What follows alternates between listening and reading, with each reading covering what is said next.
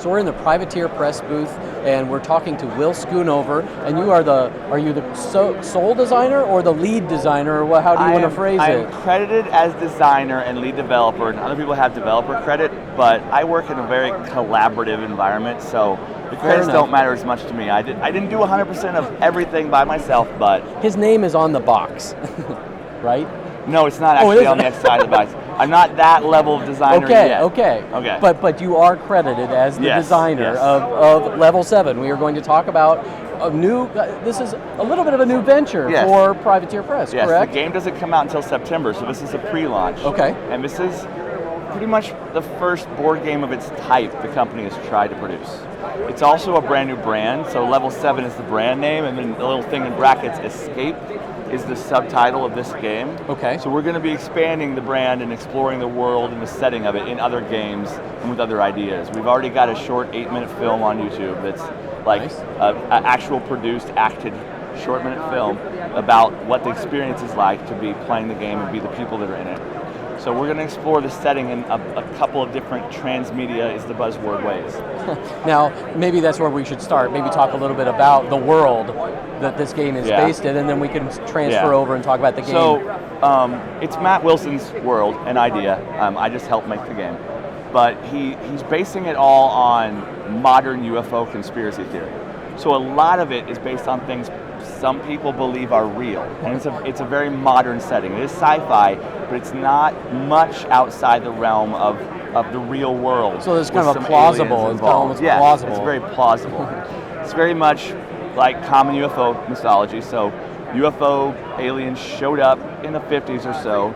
The U.S. government made a deal with them. The aliens wanted to test science on people, and the government wanted high-tech stuff.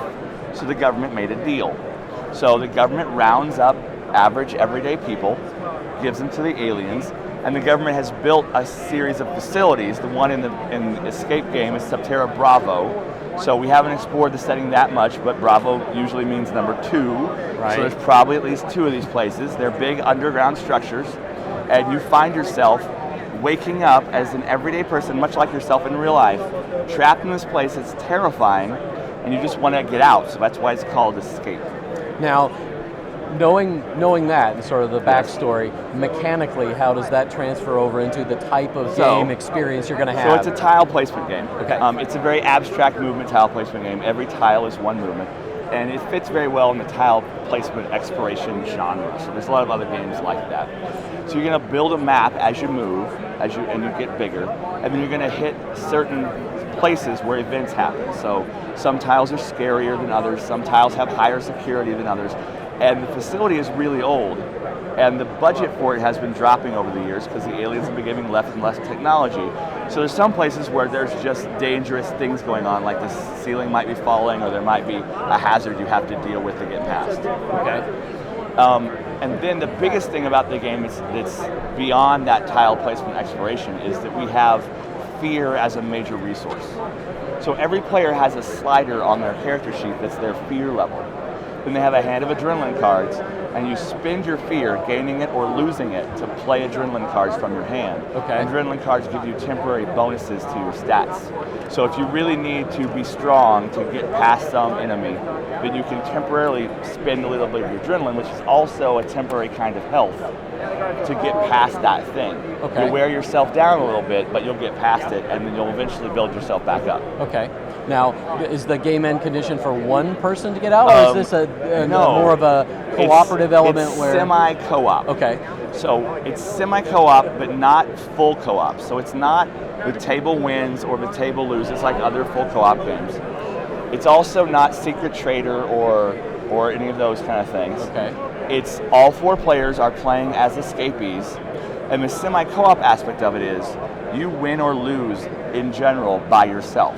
Every player can win, every player can lose, but it's a very individualistic thing. Okay. And the semi-co-op aspects are you have to make a value judgment during different portions of the game over whether you think it's to your benefit to help your friends or hurt your friends. Because like that fear track, it tells you who is the most interested in the aliens' eyes. So the aliens in the game are working with the U.S. government. They're in this facility. And human fear is a drug to these aliens. Oh, so sometimes they go out of control, and the player with the highest fear will attract the aliens the most. So if you and I have very similar fear and are close to an alien, and I can drop mine below yours or raise yours above mine, they leave me alone and they go after you. So there's lots of those little decisions where the game will nudge you toward doing mean things to your friends to help yourself out in a selfish way. Okay. Now, in terms of, you said the launch is going to be in September? The launch is in September. Okay.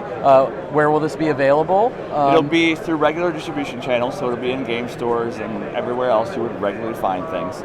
I think we've got a deal with most of the major game distributors, so your store should be able to find it fairly easily. Great, and retail price is going to be? $55. $55, okay. There's one last question here, looking sort of forward, because we've talked about how this is going to develop. Do you see that this was an existing world, you said, that had been created?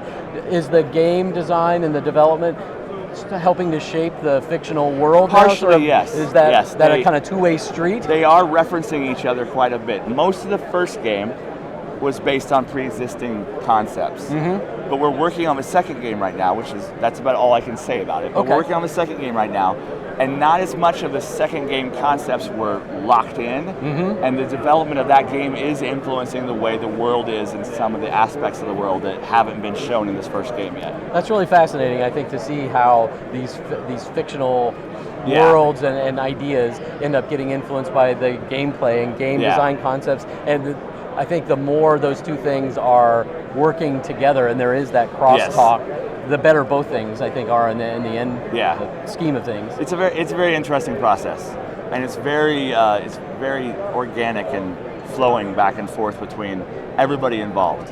Well, at this point, we're at high concept and early prototyping, so there's not a lot of people involved.